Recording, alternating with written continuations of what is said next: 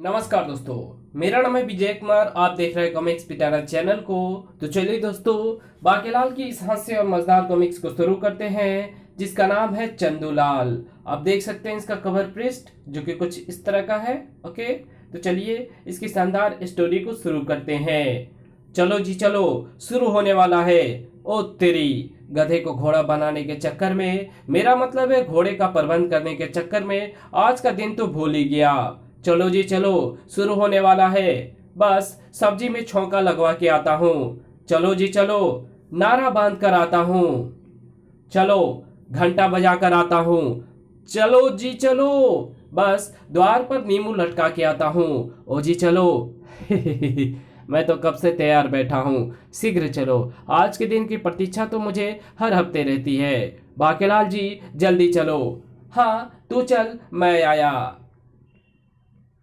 आज का राज दरबार सभी मंत्रियों और कर्मचारियों से ठसाठस भरा हुआ था। हमें ये देखकर अति प्रसन्नता हो रही है कि कम से कम हफ्ते का एक दिन तो हमारे सारे मंत्री और सभासद सही समय पर राज दरबार में पहुंचते हैं। काश कि हमारे दरबारी यही प्रतिबद्धता प्रत्येक दिन दिखाए तो राज्य की खुशहाली के लिए चलाई जा रही सारी परियोजनाएं समय पर पूर्ण हो जाएं।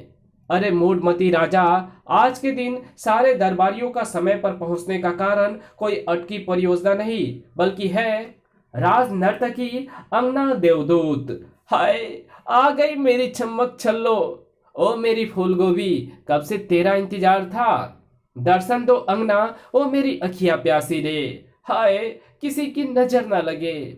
सभी भाइयों और उनकी बहनों को अंगना का नमस्कार। कहिए, क्या सुनेंगे आप। नमस्कार, पहले ये कहिए, कहाँ थी आप। मैं कर रही थी किसी का इंतजार। कौन है वो नामुराद, वही जिसके लिए मैं करती हूँ करवा चौथ का त्योहार। हाय, आपने विवाह कर लिया और हमें बताया तक नहीं। यही दोस्ती, यही प्यार। अरे नहीं नहीं, अभी मेरा विवाह हुआ नहीं है, बल्कि होने वाला है। ओह, शुक्र है अभी हुआ नहीं है। मेरा तो कलेजा मुंह को आ गया था। अब अपने कलेजे को वापस तबेले में डाल ले और अंगना जी को नृत्य आरंभ करने दे। मैं दरअसल यही तो बताने आई थी कि आज मैं नृत्य नहीं कर सकती। क्या? मगर क्यों? वो दरअसल बात यह है कि कल करवा चौथ का व्रत है और मुझे राज ज्योतिषी ने बताया है कि अगर कोई कुंवारी स्त्री करवा चौथ के दिन जिसके लिए भी व्रत रखती है, उसका विवाह उसके साथ 7 जन्मों के लिए स्वीकार हो जाता है। क्या सच? यानी अगर क्षमा मेरे लिए ये व्रत रखे तो मुझे 7 जन्मों के लिए क्षमा मिलेगी, जिसमें ये वाला जन्म भी शामिल है। तो मैं चलूं महाराज? आज मुझे कल के लिए तैयारियां करनी है। सवाल तुम्हारे वर्ग का है, भला हम इसके लिए कैसे मना कर सकते हैं। तो फिर हम भी चलते हैं महाराज। भला वो क्यों? वो मुझे याद आया कि मुझे कल के उत्सव के लिए प्रबंध करवाना है। मेरी चढ़ी हुई है दाल, बत्ती बनानी है आरती की, तेल लगाना है घोड़े को, पिछवाड़े में झाड़ू लगवानी है, आपकी फटी हुई शेरवानी सिलवानी है। बस करो काम चोरो, तुम लोग जा सकते हो। गुर्र। अब आगे की क्या योजना है बाकेलाल? जब सभी जा ही चुके हैं तो हम यहाँ क्या बजाएंगे? तबला? महाराज, हमें भी चलना चाहिए। हमारा वो मतलब नहीं था बाकेलाल। दरअसल समस्या ये है कि कल करवा चौथ का त्योहार है। तो क्या हुआ महाराज? व्रत तो महारानी जी को रखना है, आपको थोड़े ही ना रखना है। यही तो समस्या है बाकेलाल। कल के व्रत में बिना चंद्र दर्शन के भोजन तो दूर, जल तक ग्रहण नहीं किया जा सकता। और महारानी ने आज तक इस व्रत को कभी भी सफलतापूर्वक संपन्न नहीं किया है। ये बात तो सारा विशालगढ़ जानता है महाराज कि महारानी जी अपनी चटोरी प्रवृत्ति के कारण दिन भर तरह तरह के व्यंजन चखने से बाज नहीं आती। परंतु इसमें समस्या क्या है महाराज? महारानी तो हर बार ऐसा ही करती है। हाँ, परंतु अगर उसने इस बार ऐसा किया तो हमारे प्राण संकट में पड़ जाएंगे। अच्छा, मेरा मतलब है वो कैसे महाराज? हमें राज ज्योतिषी पोंगा पंडित ने बताया है कि कल हमारे ऊपर एक प्राणलेवा संकट आने वाला है, जिससे हमें केवल एक ही चीज बचा सकती है, और वो है महारानी द्वारा सफलतापूर्वक किए गए करवा चौथ के व्रत का रक्षा कवच। अच्छा किया आपने मुझे बता दिया। आप निश्चिंत रहें, चाहे कोई भी परेशानी आए, समस्या आए, महारानी जी का व्रत अवश्य ही असफल होगा। राज दरबार से बाहर आते ही बाकेलाल के षड्यंत्रकारी मस्तिष्क में षड्यंत्र के कीड़े कुलबुलाने लगे। अब आया तू मोटे पहाड़ के नीचे, अब देख मैं कैसे कल करवा चौथ को तेरे चौथे में बदलता हूं। यार बाकेलाल, जरा इधर तो सुनना। ओह सेनापति, तुमने मुझसे कुछ कहा? तुमसे नहीं कहूंगा तो और किससे कहूंगा, आखिर हम दोनों एक ही कश्ती के सवार हैं। अच्छा, भला वो कैसे? देखो, तुम भी बांके नौजवान, मैं भी बांका नौजवान। जैसे तुम कुंवारे वैसे भी मैं भी कुंवारा। तुम्हारी भी किस्मत फूटी और मेरी भी। तो क्यों ना हम एक दूसरे से लड़ना छोड़कर एक दूसरे की मदद करें, एक दूसरे का सुख दुख बांटे, एक दूसरे की मुसीबत में काम आए। हाँ यार, ये तो मैंने आज तक सोचा ही नहीं। तुम सही कह रहे हो। तो फिर दोस्ती पक्की? हाँ एकदम पक्की। तो फिर अपनी दोस्ती का सबूत दो, कोई ऐसी युक्ति बताओ जिससे क्षमा मेरे लिए करवा चौथ का व्रत करे। इसे कहते हैं मौके पर चौका मारना। हाँ हाँ क्यों नहीं, सुनो। खुसुर फुसुर, वाह वाह क्या शानदार योजना है। इसे कहते हैं जुगलबंदी। मेरी वीरता और तुम्हारी बुद्धि आपस में मिल जाए तो हम पूरी दुनिया का तबला बजा सकते हैं। बस बेटा, एक बार मैं क्षमा को पटा लूं, फिर देखना मैं कैसे तुम्हारी ढोल की पोल खोलता हूं। सही कहा दोस्त, खूब समझता हूं तेरी चाल। मौका मिलते पर सही कहा दोस्त, खूब समझता हूं तेरी चाल। मौका मिलने पर सांप डसना छोड़ सकता है, पर तू नहीं। बस एक बार मुच्छर का काम तमाम कर दूं, फिर तुझे तो कुत्ते की तरह दौड़ा दौड़ा कर मारूंगा। मरखप ने बाके की योजना पर अमली जामा पहनाना शुरू कर दिया। आ गई, मैं इसी की प्रतीक्षा कर रहा था। चल बेटे मरखप, शुरू कर अपना अभिनय। ये मोरपंखी इस पत्र को क्षमा की ओर उड़ा देगा। फट फट फट। चिप, मेरा पत्र उसके पास पहुंच गया। प्रिय महाराज, मेरे कुंडली में लिखा है कि इस करवा चौथ पर मुझ पर मृत्यु योग है। यदि मुझे कुछ हो जाए तो मेरी सारी संपत्ति क्षमा के नाम कर देना। और अरे, पत्र उड़ गया, वो उसे पढ़ रही है। चल बेटा मरखप, आंखों में टपका ले प्याज का रस और शुरू हो जा। अरे, ये उड़कर तुम्हारे पास आ गया। इसे पढ़ना नहीं, लाओ मुझे दे दो। क्या ये सब तुमने लिखा है? नहीं, वो मैं। ओह, मैं व्यर्थ में ही प्रसन्न हो गई थी। काश ये पत्र तुमने लिखा होता तो स्यापा ही मुक्ता। किंतु तुम रो क्यों रही हो? कहीं ये प्याज के आंसू तो नहीं? गड़ब, बड़ी तेज नजर है इसकी, मतलब की बात पर आ जाना चाहिए। नहीं नहीं, मैं तुमसे झूठ नहीं बोल सकता। हाँ, ये पत्र मैंने ही महाराज के लिए लिखा था। तो क्या इसमें लिखी बातें सच है? हाँ। अरे, और आंसू क्यों नहीं निकल रहे? प्याज का असर कम हो गया क्या? किंतु इस संकट से बचने का कोई तो उपाय होगा। हाँ, एक उपाय है। यदि कोई कुंवारी कन्या मेरे नाम का करवा चौथ का व्रत रखे तो मेरी आयु बढ़ जाएगी। किंतु मेरे लिए भला कौन कन्या व्रत रखेगी? मैं रखूंगी व्रत तुम्हारे लिए। तुम मेरे लिए व्रत रखोगी? सच में? हाँ बिल्कुल सच। ओ क्षमा, तुम कितनी अच्छी हो, परंतु एक बात का ध्यान रखना, मैं ये सब सिर्फ तुम्हारी प्राण रक्षा के लिए कर रही हूँ, इसलिए कोई गलत उम्मीद ना पाल बैठना। ओह हाँ, मैं ध्यान रखूंगा। बस एक बार तुम मेरे लिए व्रत तो रख, फिर देखना हमारा रिश्ता 7 जन्मों के लिए पक्का हो जाएगा। ठीक है, तो फिर मैं चलती हूँ, व्रत की तैयारी भी करनी है। तुम्हारे लिए व्रत रखे मेरी जूती, मैं तो अपने प्रियतम बाकेलाल के लिए व्रत रखूंगी। तुझे तो हाँ बस इसलिए बोल दी क्योंकि तेरे बचने की कोई भी गुंजाइश बाकी नहीं रहे और तेरी सारी संपत्ति मेरी हो जाए, क्योंकि क्षमा लुच्चों को क्षमा नहीं करती। करवा चौथ की तैयारियां पूरे जोर शोर से शुरू हो गई थी। महारानी जी मेहंदी वालियां आ गई हैं। चलो चलो जल्दी चलो। सुना है महारानी जी, जिसके हाथों पर सबसे गहरे रंग की मेहंदी रचती है उसका पति उसे उतना ही प्यार करता है। क्या यह सच है? हाँ, 16 आने सच है। जब मैं जवान थी तब मेरे हाथों में बहुत गहरी मेहंदी रचती थी। फिर तो तुम्हारा पति तुमसे बहुत ज्यादा प्रेम करता होगा। हाँ, प्रेम तो बहुत करता था, वो नामुराद, पर मुझसे नहीं, मेरी पड़ोसन से। फिर तुमने क्या किया? करना क्या था, कड़वा चौथ के दिन ही मैंने उसे इतना पीटा कि वो मर गया। नहीं, कमीना 30 दिनों तक बिस्तर पर पड़ा रहा, पर आखिर बच गया। इतनी पिटाई के बाद तो वो सुधर गया होगा। नहीं, उसको सुधरने का मौका नहीं मिला। क्यों? क्योंकि 31वें दिन उस पड़ोसन के पति ने उसे पीट पीट कर मार डाला। हाय, उस दिन मेरी समझ में आया कि सारे मर्द एक जैसे होते हैं, बेवफा और बेदर्द। चाहे उनके लिए व्रत रखो या उपवास, उनकी फितरत नहीं बदलती। हम उनके लंबी उम्र के लिए भूखे प्यासे रहते हैं और वो बाहर गुलछर्रे उड़ाते हैं। ऐसा नहीं कूटनी, सारे मर्द ऐसा नहीं है कूटनी, सारे मर्द एक जैसे नहीं होते।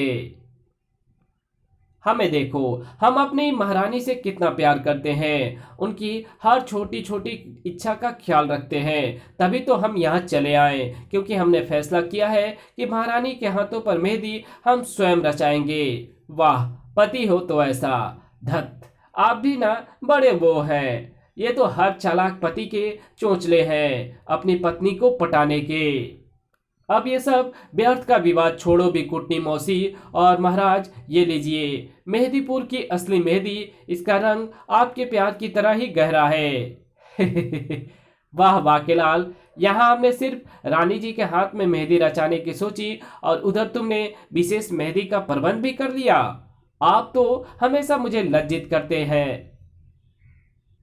आप तो हमेशा मुझे लज्जित करते रहते हैं महाराज, और अब लज्जित होने की बारी तुम्हारी है, क्योंकि मैंने मेहंदी में सफेद दंत मंजन मिला दिया है, जिसका परिणाम यह होगा कि मेहंदी रचेगी बिल्कुल फीकी। इस मेहंदी का रंग तो बिल्कुल फीका है। नहीं, ये नहीं हो सकता।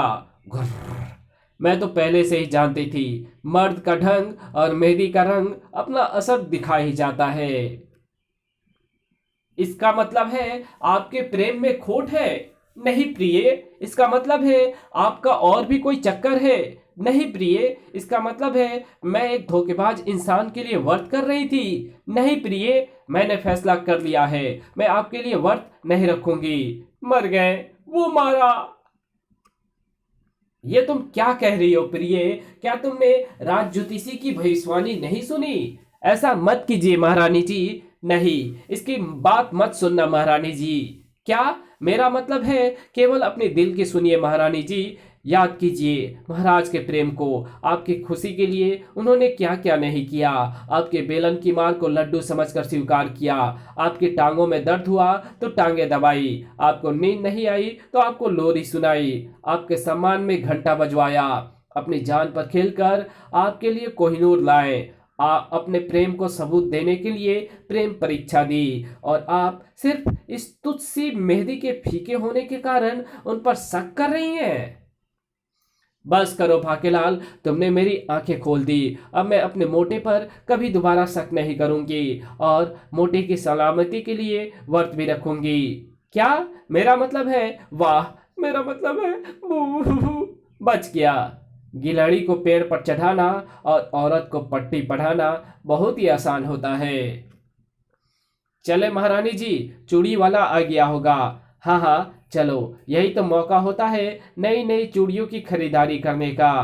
आज तो तुमने बचा लिया बाकेलाल, कब तक बचेगा मोटे? रानी जी ने व्रत करना स्वीकार कर तो लिया है, पर मैं इसे पूर्ण नहीं होने दूंगा। रात्रि में भोजन के पश्चात, ये लीजिए महारानी जी, ये आपके दूध का पात्र और ये आपका महाराज। किंतु हम तुम हमारा कितना ख्याल रखते हो बाकेलाल? रखना पड़ता है महाराज, मेरे अलावा आपका है ही कौन जिसे आप राजा बना सके। कल प्रातः अल्पाहार भी तुम ही लाना बाकेलाल। अवश्य महारानी जी, अगर आप उठ सकी तो। घंटा घर से बजे घंटे के स्वर ने पूरे विशालगढ़ में करवा चौथ के व्रत के अल्पाहार के समय की घोषणा कर दी। टन अरे महारानी उठो, अल्पाहार का समय हो गया है, उठो। ओ रानी, मेरी रानी, मेरी सपनों की रानी, कब उठेगी तू? अरे ओ महारानी, मैंने कहा स्वर्णे, स्वर्णलता जी, उठिए। ओ कुंभकर्णी, अब उठ भी जा, मुझे हमेशा के लिए सुलाकर ही उठेगी क्या? महाराज, मैं अल्पाहार ले आया। अरे ये क्या, महारानी जी अब तक उठी नहीं? देखो ना बाके, अब तो उठा उठा कर थक गए हैं, ऐसा लगता है जैसे भांग खाकर सो गई है। भांग नहीं मोटे, निंद्रादायक औषधि, जिसका असर 4 पहर तक होता है। अब ये अल्पाहार नहीं कर पाएंगी और उठते ही इसे तेज भूख लगेगी। ये नहीं उठी तो व्रत की पहली क्रिया ही पूर्ण नहीं होगी, जानता हूं, क्योंकि इसे भूख बिल्कुल बर्दाश्त नहीं है। जानता हूं, इसने व्रत के मध्य कुछ खाया तो व्रत में व्यवधान पड़ना तय है। जानता हूं, और अगर व्रत पूरा नहीं हुआ तो हमारी मृत्यु तय है। जानता हूं। घ्रर। जब जानते हो तो कुछ करो ना, हमारी चिता सजने का इंतजार कर रहे हो क्या? हाँ, मेरा मतलब है नहीं, मैं फौरन कुछ करता हूँ। नगारे के तीव्र स्वरों से महारानी जी की निद्रा अवश्य टूटेगी। हूँ, तुम्हारे नगारे से ज्यादा तीव्र तो महारानी के खर्राटों के स्वर हैं। कोई फायदा नहीं इस भोंपू बाजे का भी, अभी भी निद्रा नहीं टूटी। पौ पौ पौ, तू तू तू तू तू। अब कुछ नहीं हो सकता, लगता है मेरे दुनिया छोड़ने का समय निकट आ गया है। तो फिर अपने अंतिम समय प्रभु का ध्यान करने मोटे, क्योंकि महारानी तो अब उठने से रही। महारानी जी को जगाने का एक उपाय है। महारानी जी अति चटुरी, मेरा मतलब है स्वादिष्ट भोजन की बेहद शौकीन है। उनकी सुगंध इनकी निंद्रा भंग कर देगी। रानी को उठाने के लिए 56 भोग लाए गए। रानी की निद्रा अब भी नहीं टूटी। अब थारा की हो विक्रम भापे, चिंता नक्को बापू, अपुन आ गएला है। पुत्र, तू गुरुकुल से कब लौटा? बस ये समझ लो बापू कि आपकी खड़ी हो चुकी खटिया को फिर से लिटाने अभी अभी लौटा हूँ। मगर भतीजे, रानी जी तो कुंभकर्ण से शर्त लगाकर सोई पड़ी है, उनको कैसे जगाओगे? तुसी फिक्र ना करो बाके चाचा, अपन गुरुकुल से बहुत धासु मंत्र सीख कर आयला है। हे भोले शंकर, पता नहीं ये सपोला अपने बावले गुरु से कौन सा मंत्र सीख कर आया है। बस माता श्री के कान के पास जाकर मंत्र फूकना है और फिर देखना माता श्री उठकर कैसे भांगड़ा करती हैं। नहीं, जान बच गई। अरे महारानी जी जाग गई, ये तो चमत्कार हो गया। सत्यानाश। महारानी, जल्दी से अल्पाहार की रस्म अदा कर लो। अरे इतना इतना सारा भोजन। मैं कोई आपकी तरह भुक्कड़ थोड़ी ही हूं महाराज। रुको, स्नान करके आती हूँ। एक बात बता भतीजे, तूने रानी जी के कान में ऐसा कौन सा मंत्र बोला जो वो इतनी गहरी निंद्रा से फौरन उठ गई? कुछ नहीं, बस इतना कहा, माता श्री बापू दूसरी शादी करने के चक्कर में है। स्नान के पश्चात शुक्र है महारानी कि सही समय पर तुम्हारी नींद टूट गई, वरना मैं तो घबरा ही गया था। शुक्र तो मेरा मना बापू कि मैंने सही समय पर प्रवेश मारा, वरना आज तो आपका राम नाम सत्य होना तय था। मेरा मुन्ना, मेरा बच्चा, मेरा लाल। वो सब बातें छोड़िए और जल्दी से अल्पाहार ग्रहण कीजिए महारानी जी। हाँ हाँ, लाओ। क्या बात है बाके चाचा, माता श्री से ज्यादा तो आप इस व्रत के लिए उतावले हो। कहीं कहीं आप व्रत में कोई व्यवधान पड़वाने के चक्कर में तो नहीं हो? भतीजे, गुरुकुल जाने लगे हो, पर तुमने ठिठोली करना अभी तक नहीं छोड़ा। चाहे कुछ भी कर ले तू सपोले, व्रत में व्यवधान तो पड़ के ही रहेगा, क्योंकि मैंने भोजन में मिला दी है क्षुधा वर्धक औषधि, जिसके प्रभाव से इंसान भूख के मारे बावला हो जाता है। 2 घंटे पश्चात। मुझे नहीं पता था करवा चौथ का व्रत करना इतना मुश्किल होता है। मुझे तो अभी से प्यास लगने लगी। महारानी जी, क्या आपको भी प्यास लग रही है? नहीं, मुझे भूख लग रही है। क्या आपको भूख लग रही है? हाँ, कोई हमारे लिए अचार परोठा ले आओ। महारानी जी, ये व्रत चंद्र महारानी जी, ये व्रत चंद्र दर्शन के पश्चात ही भंग किया जा सकता है। अभी तो व्रत शुरू हुए सिर्फ 2 घंटे ही हुए हैं। मैं अपना व्रत 2 घंटे विलंब से भंग कर लूंगी। अधिक नहीं, बस 5 परोठे से काम चल जाएगा। परोठा तो एक भी नहीं मिल सकता महारानी जी। अच्छा चलो, फल मिठाई नहीं मिल सकता, खीर या हलवा नहीं, चलो दूध ही पिला दो नहीं, एक काजू नहीं। घुर्र, भाड़ में गया व्रत, मैं व्रत नहीं रखूंगी, खाना लाओ। रानी के ऐलान ने पूरे महल में हड़कंप मचा दिया। ये हम क्या सुन रहे हैं महारानी, तुम व्रत नहीं रखोगी? आपने सही सुना है महाराज, मैं व्रत नहीं रखूंगी। समझा करो रानी, व्रत करना आवश्यक है, बस कुछ ही घंटों की बात है। मैनू कुछ नहीं सुनना, मुझे भूख लगी है, भोजन चाहिए, मतलब चाहिए। उफ महारानी, तुम समझ क्यों नहीं रही हो? अगर तुमने समय पूर्व व्रत भंग किया तो राज ज्योतिषी की भविष्यवाणी के अनुसार हमारी मृत्यु तय है। क्या तुम हमारी मृत्यु चाहती हो? उफ, मैं क्या करूं महाराज, ऐसा लग रहा है जैसे पेट में ज्वाला जल रही हो। अगर मुझे शीघ्र भोजन नहीं मिला तो मैं मर जाऊंगी।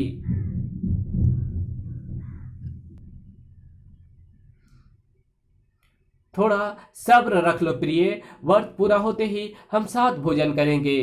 ठीक है, मैं कोशिश करती हूँ। महाराज, महाराज। ओए, क्यों चिल्ला रहा है खोतिया? देख नहीं रहा मैं महारानी जी से गंभीर वार्ता कर रहा हूँ? ओ जी, मैं तो आपको ये बताने आया था, नाश्ते में गर्मा गर्म हलवा तैयार हो गया है, सभी बस आपकी ही प्रतीक्षा कर रहे हैं। नाश्ते में हलवा? वो महारानी जी, हमें तो पता नहीं था कि इन लोगों ने गड़ब नाश्ते में हलवा। वाह, पत्नी भूख से तड़प रही है और यहाँ हलवा बनाया जा रहा है। कान खोलकर सुन लो जी, जब तक मेरा व्रत पूरा ना हो जाए तुम हलवा तो क्या, हवा भी नहीं खा सकते। जैसा तुम कहो प्रिय। तुम क्या, महल में कोई भी कुछ नहीं खा सकता। जैसा तुम कहो प्रिय। खाना खाना तो दूर, महल में कोई खाना पकाएगा भी नहीं। जैसा तुम कहो प्रिय। पकाना तो दूर, कोई खाने का नाम भी नहीं लेगा। जैसा तुम कहो प्रिय। ओ जी, तो मैं बाकियों को क्या बोलूं जी? अबे नामुराद, देख नहीं रहा महारानी जी क्या कह रही हैं? जाओ और जाकर हलवा महल से बाहर फेंकने को कहो। जब तक महारानी का व्रत पूरा नहीं होता महल में कोई पकवान नहीं बनेगा। ठीक है जी। क्या कहा? महाराज ने सारा हलवा बाहर फेंकवाने को कहा है? हाँ जी, और तो और रानी जी ने कहा है कि खाना तो दूर, कोई खाने का नाम भी नहीं लेगा। तो क्या चांद निकलने तक हमें भूखा ही रहना होगा? व्रत महारानी जी का है, महाराज हमें क्यों भूखा मारने पर तुले हैं? तुम क्या चाहते हो बाकेलाल? कोई जरूरत नहीं है। तुम क्या कहते हो बाकेलाल? कोई जरूरत नहीं है हलवा फेंकवाने की। परंतु बाकेलाल, महाराज का आदेश। अरे मूर्खो, समझा करो, महाराज ने यह आदेश महारानी के को भाजन से बचने के लिए दिया है। उनका इरादा सारा दिन भूखा रहने का थोड़े ही ना है। इसलिए तुम सभी आराम से हलवा खाओ, तब तक मैं महाराज को हलवा खिलाने की जुगत भिड़वाता हूँ। परंतु दोपहर का भोजन, रसोई की सारी सामग्री महल के पिछवाड़े में स्थित बगीचे में पहुंचाने का प्रबंध करो। आज हम वन भोज का आनंद उठाएंगे। ये नामुराद जरूर फिर से कोई नई खिचड़ी पका रहा है, मुझे इस पर नजर रखनी पड़ेगी। अच्छा तो रानी, हम चलते हैं, दरबार जाने का समय हो रहा है। चुपचाप यहीं बैठे रहो। इतनी देर हो गई, महल का घंटा अब तक नहीं बचा। पता नहीं, पता करना होगा। क्या कहा? गंभीर समस्या है, हमारा आना जरूरी है, हम अभी आते हैं। प्रिय, हमें जाना पड़ेगा, समस्या बहुत ही। किससे बात कर रहे थे? तेरी फूंक की तार तो मैंने सुबह ही निकाल दी थी, वो मैं। गुर्र, मुझे मूर्ख समझते हो? मंगवाऊं बेलन? हम तो गड़ब प्रयास कर रहे थे प्रिय। अब मैं करूं प्रयास? गुर्र, महाराज। अरे बाकेलाल, तुम। गजब हो गया महाराज, गुप्तचरों ने सूचना दी है कि ऋषि उबासा महल की ओर ही आ रहे हैं। आपको फौरन उनकी अगवानी के लिए चलना पड़ेगा। क्यों? ऋषि की अगवानी के लिए कोई और नहीं जा सकता? महारानी जी, ऋषि उबासा बहुत ही क्रोधी है, जरा जरा सी बात पर श्राप दे देते हैं। अगर अगवानी के लिए महाराज ना गए तो गजब हो जाएगा। समझा करो स्वर्ण। ठीक है, ठीक है, मगर याद रखना, अगर खाने को हाथ भी लगाया तो। बिल्कुल नहीं लगाएंगे प्रिय। वाह बाकेलाल, हम कब से यहाँ से निकलने का प्रयास कर रहे हैं परंतु सफल नहीं हो पाए, और तुमने एक ही झटके में समस्या ही सुलझा दी। ये तो मेरा फर्ज था महाराज। बेटा मोटे, तेरी जैसी बड़ी समस्या के आगे ये छोटी मोटी समस्या क्या मायने रखती है। तू बस देखता जा, मैं कैसे इस कमरे की तरह तुझे इस दुनिया से निकालता हूँ। जल्दी से कुछ खाने का प्रबंध करो प्रिय बाके, कमबख्त पेट में चूहे दौड़ रहे हैं। क्यों नहीं महाराज, परंतु पहले आप नित्य क्रिया तो कर दीजिए। मैं नित्य क्रिया संपन्न करने जा रहा हूँ, तो फौरन नाश्ते का प्रबंध करो। अरे ये हलवों की भीनी भीनी खुशबू कहाँ से आ रही है? जो आज्ञा महाराज। तो नित्य क्रिया संपन्न कर मोटे, और मैं संपन्न करता हूँ क्रियाक्रम। और क्रियाक्रम संपन्न होगा रानी की मुंह लगी दासी कुटनी के कान भरने से। अरे सुनती हो मौसी? क्या है रे कलमुह है? ऐसा लगता है कि मेरी नासिका में कोई विकार आ गया है। तो खुद किसी विकार से कम है क्या? फिर भी बता, क्या हो गया तेरी नाक में? मुझे शौचालय के पास से हलवे की गंध आ रही है। भला ऐसा भी कहीं होता है? हलवे की गंध? और फिर? अरे वाह, हलवा! जरूर ये बाके का काम होगा। मेरा कितना ख्याल रखता है मेरा बाकू। खड़खड़! अरे अरे मोटे, दरवाजा खोल वरना लात मार मार कर तोड़ दूंगी। खड़खड़! रानी, आपको पता है ना, जब हम अपने शौचासन में बैठे होते हैं तो किसी तरह का भी व्यवधान हमें पसंद नहीं। तुम्हारी व्यवधान की तो ऐसी की तैसी। यहाँ भूख से मेरी जान निकली जा रही है और तुम अंदर हलवा ठूस रहे हो। गुर्र, तुम गलत समझ रही हो प्रिय। हम तो सोच, बाहर आओ वरना। वो प्रिय, हमें पता नहीं था ये हलवा गड़ब किसने यहाँ रख दिया है। हमने तो इसे छुआ भी नहीं। बंद करो अपनी बकवास। मुझे नहीं रखना कोई व्रत। लाओ ये हलवा। नहीं प्रिय, तुम ये हलवा नहीं खा सकती। शौचालय में रखा हलवा दूषित माना जाता है। हलवे का थाल छोड़ो मोटे।